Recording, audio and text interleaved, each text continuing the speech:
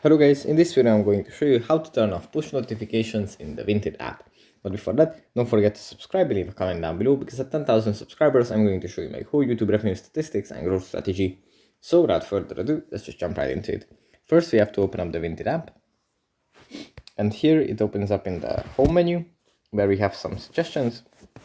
From here we have to go into the profile menu, which opens up like this here. Then we scroll down, tap on settings.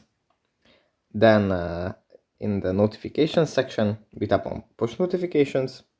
And here at the top, there is an enable push notifications button. If you tap on this, then we can turn off notifications in the app.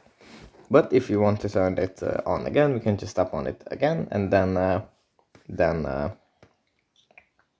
customize what kind of notifications we receive.